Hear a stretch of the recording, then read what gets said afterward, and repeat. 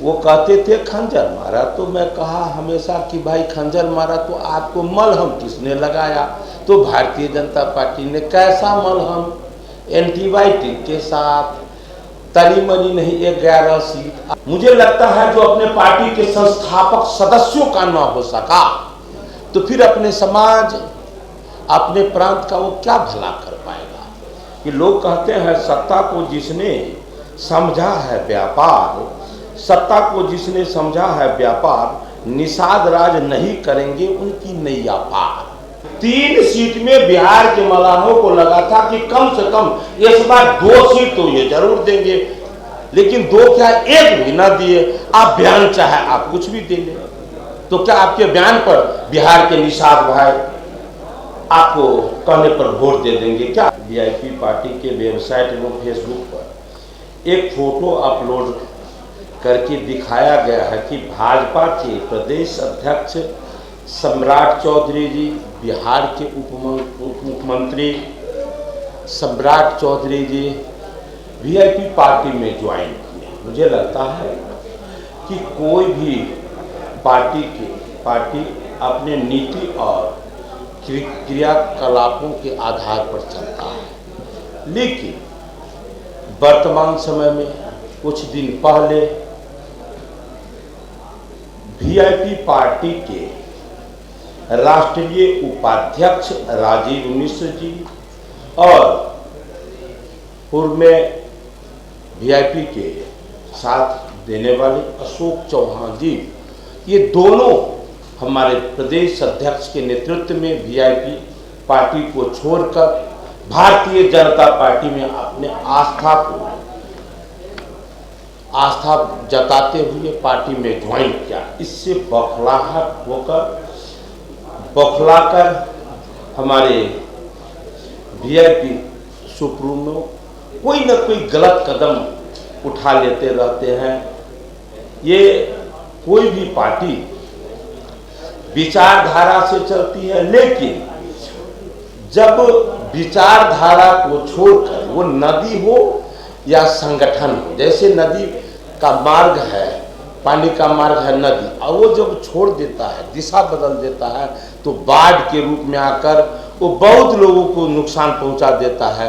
उसी प्रकार कोई भी संगठन अपने लक्ष्य से जब दिशा विहीन हो जाता है तो फिर अपने समाज क्या, अपने प्रांत, अपने देश को भी वो नुकसान पहुंचा देता है। वही स्थिति अभी हमारे वीआईपी सुप्रीमो का हो गया है, जो निश्चित रूप से ये तंग आकर अपने पार्टी की स्थिति को देखकर जैसे मन में आता है उस तरह का बयानबाजी करने लगे हैं। ये निश्चित रूप से हम लोग इसका निंदा करते हैं। मुझे लगता है जो अपने पार्टी के संस्थापक सदस्यों का ना हो सका तो फिर अपने समाज, अपने प्रांत का वो क्या भला कर पाएगा? और वर्तमान समय में हमारे भारतीय जनता पार्टी के एक ऐसे कद्दावर नेता जो लगभग 3 दशकों तक प्रांत का केवल नहीं, अपने पार्टी और प्रांत दोनों का सेवा किए, और परसों ही उनका निधन हुआ। उन पर भी उनका ऐसा टिप्पणी आया है जो बड़ा ही दुखद है। शायद अपने कद को न ध्यान में रखते हुए वो जिनके साथ गए हैं, जो कल तक उन्हें कहते थे, वो कहते थे उनके बारे में कि हमारे पीठ में खंजर मारे हैं, आज वो जो कुछ बोलते हैं तो उन्हीं का सुन करके उसका परिणाम का भी ध्यान नहीं रखते हैं और फिर वो फटाक पर बयानबाजी कर देते हैं। मुझे लगता है कि लोग कहते हैं सत्ता को जिसने समझा है व्यापार, सत्ता को जिसने समझा है व्यापार, निषाद राज नहीं करेंगे उनकी नैया पार। ये पूरे बिहार के केवल मछुआ समाज, निषाद समाज नहीं, आज आम लोगों के मन में ये बातें आता है कि वो व्यापार समझकर ये राजनीति कर रहे हैं, और राजनीति व्यापार की चीज नहीं है।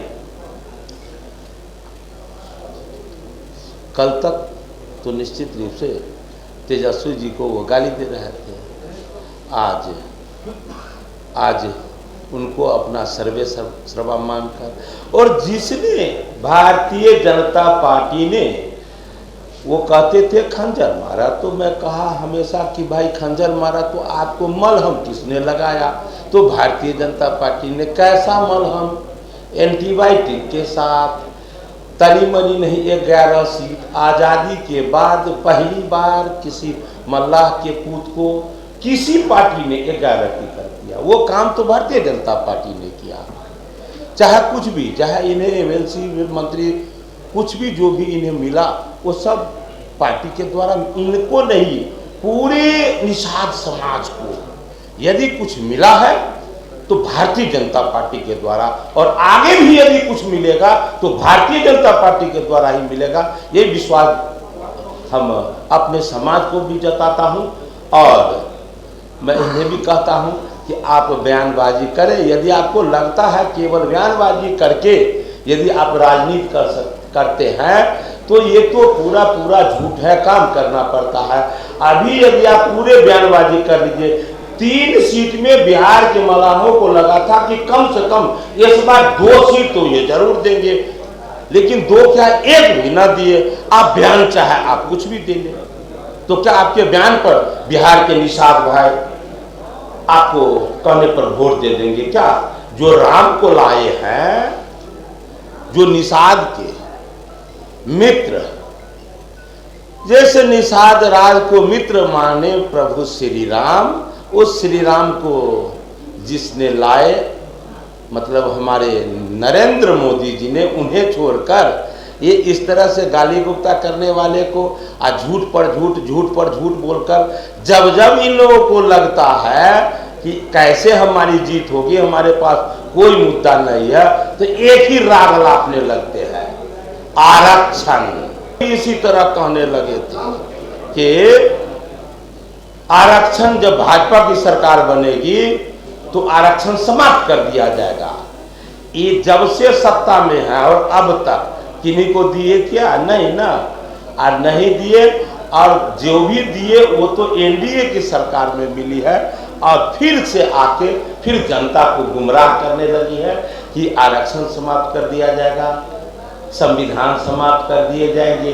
बस केवल झूठ के सहारे राजनीति करने वाले लोगों के लिए अब बिहार में कोई स्थान नहीं है, देश में कोई स्थान नहीं है। बहुत शुभकामनाएं। YouTube पर सब्सक्राइब और Facebook पर लाइक जरूर करें।